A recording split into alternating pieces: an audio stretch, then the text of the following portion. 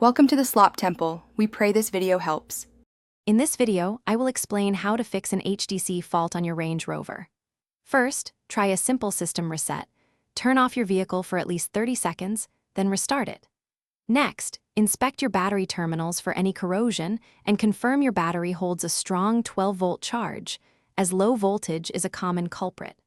Finally, ensure all 4 tires are inflated to the manufacturer's recommended pressure, as uneven pressure can trigger the fault. These initial steps can often resolve the issue quickly.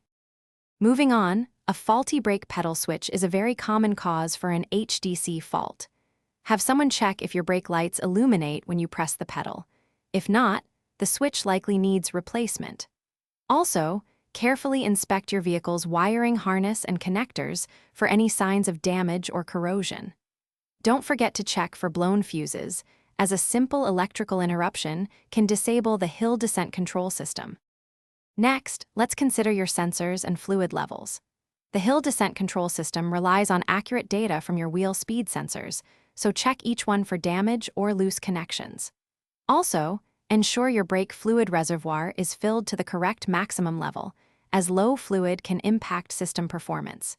If you see a system cooling message, your brakes may be overheated. Allow them to cool down before re-engaging HDC. If the fault persists after these checks, a diagnostic scan is the next crucial step to pinpoint specific fault codes. In some cases, the issue might stem from a control module failure or a software glitch, which often requires specialized tools and professional assistance. Remember, consistent vehicle maintenance, including battery and brake system checks, is key to preventing future hill descent control system malfunctions and ensuring safe driving. Thanks for watching. Consider subscribing if we helped you.